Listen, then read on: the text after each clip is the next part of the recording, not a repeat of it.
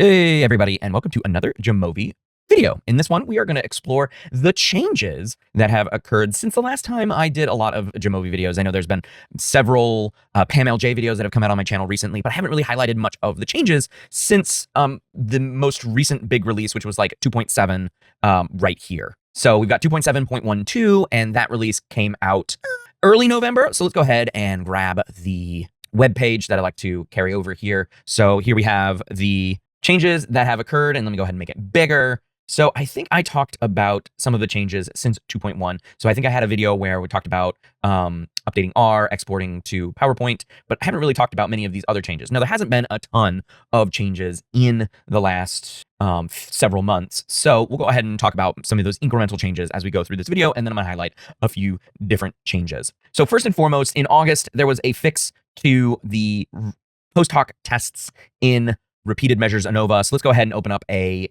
data set that has repeated measures ANOVA. I'm gonna go ahead and make this full screen, and then let's go to open. And no, we're not gonna open from my documents. I'm gonna go to the data library. Let's see, repeated measures ANOVA somewhere in here. I think from the learning statistics with Jamovi data, there is an ANOVA in here that can be one-way repeated measures. Yeah, let's do Broca's aphasia here. Okay, so it's one way of repeated measures, and that's fine. We got to do it anyways. So we're gonna go ahead and put our I'm gonna set this up real quick. We're going to do test and then carry that over to, that's repeated measures factor. And there's going to be speech, conceptual, and syntax, and hit enter. And then so that way I can put syntax in there. Okay. So that was setting up this basic test, and we'll go to post hoc and we'll go to test, which is our one. And then here we have, you can have no correction, Tukey, Shafay, Bonferroni, and Holm. So this was bugged earlier, right? This wasn't giving the correct values for the p-values, I believe was the issue. And so here we go. This is our post hoc comparisons, pairwise tests, right? We get a t-value, mean difference, standard error, degrees of freedom, t, so t, df, and these are our adjusted p-values, Tukey, Shafay, Bonferroni, and Holm. So you can see here that, there isn't really much of a difference, even though there is an overall p-value. I would say speech and syntax are sort of on the line there, but not quite. So there you go. That's the change in the repeated measures ANOVA post hoc test. That's what was changed. I'm gonna go ahead and close this. I don't need to save it. All right, and then of course, a number of bug fixes and improvements. I've been playing around with the next one that I want to highlight. So the next one is support for high contrast color palettes. So I was just playing around in a data set. This is the IQ data set. Oops, let me go to data and show you what this is. This is 10,000 responses. And there are a few things, but of course, for plots. So some of these plots don't come with, so I was just messing around. So I had bar plot open. Okay, I guess I just opened another one.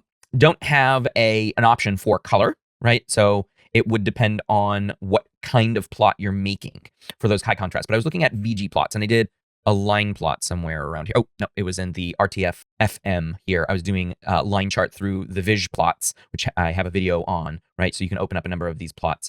And here is the palette option for line charts. So I don't see high contrast on here, and so I could be missing it, but we have, so take a look at the colors as I choose some of these, right? So I wouldn't consider that to be high contrast. I would consider that to be high contrast, although red here would look quite a bit different for those who are colorblind. Set 2, some contrast there. This is awful, set 3, I would never use that. I wouldn't use pastels. Accent kind of has some high contrast, so I'm curious what the developers mean by high contrast color palettes, right? So I guess nothing's going to be labeled high contrast, but the idea is that there are many more color palettes to choose from when making your plots.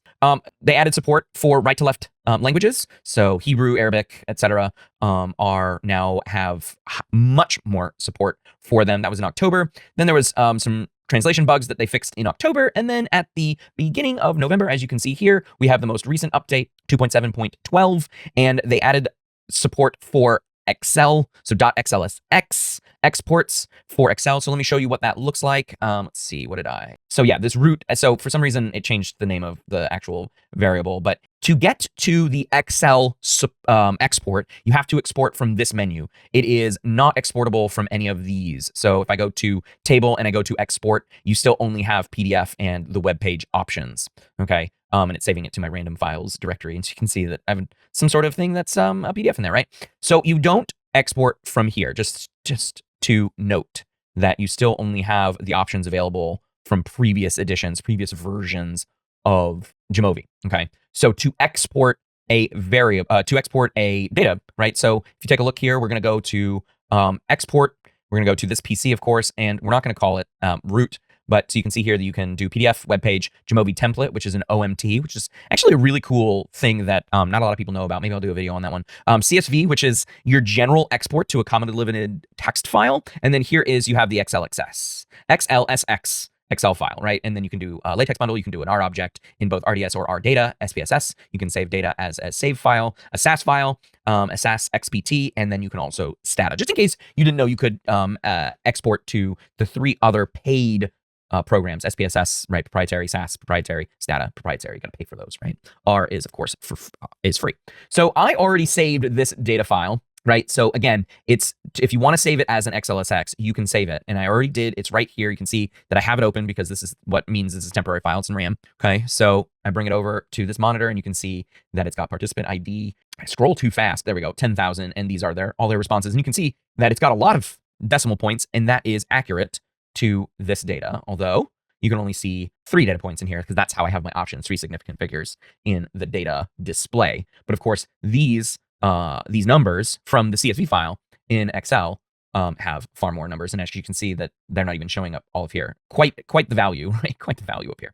So that is the Excel support. Okay, so you can export to Excel if you like making stuff in Excel. Now, it's a bit, to me, a little redundant because I have Excel for a CSV file, so I can just go find that data file, right? But if you're sort of entering data into Jamovi directly, right, you're going to open up a new Jamovi window, and you're going to go into data, and you're going to start typing in numbers here, right? You're going to type in numbers, right? And you do that. You might want to save it, and so you can save it as a CSV, or you can save it as a xlsx file and do a lot more than you can. But so CSVs can be opened by any program that can read text files, like your text editor, for example. But xlsx files can only be opened by Excel, or maybe, your numbers, or your Google Drive, your sheets, I suppose, is what it's called. So, I mean, it's just adding a little bit more versatility to our export options, which I think is always nice, right? Being able to integrate in that way. And of course, Excel is the industry leader for spreadsheet operations.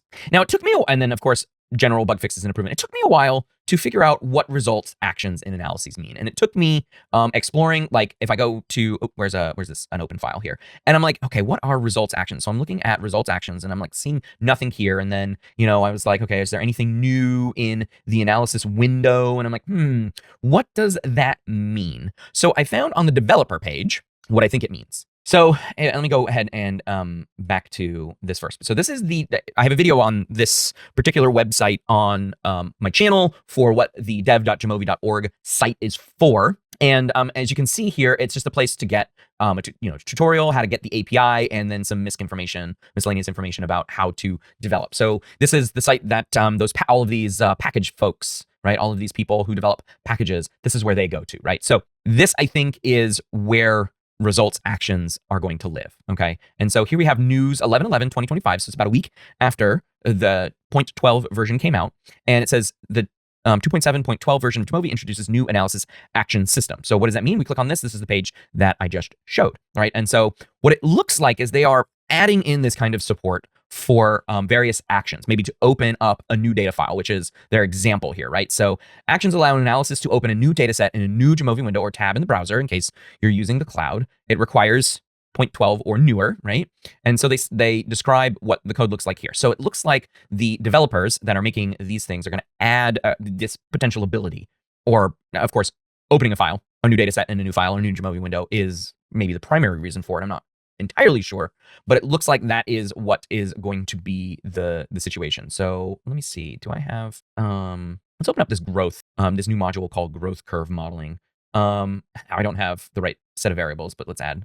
Yeah, this obviously doesn't look nice. Okay, this is fake data because that's obviously not a time variable. You can see that maybe there is an opportunity to open stuff in here. It's new, so I don't know if developers have added support yet as of the release of this video, but I'm thinking that is what is going to happen. I might do another video on this growth curve modeling. So those are the changes in Jamovi since the middle of 2025. Added support for high contrast color palettes, added support for Excel, and then results, actions in analyses. So you might be able to see that coming soon in the modules. All right, that's going to do it for this video. If you have any comments, suggestions, or other feedback, please leave those in the comments down below. I'll see you in the next Jamovi video. Thanks for watching. Bye.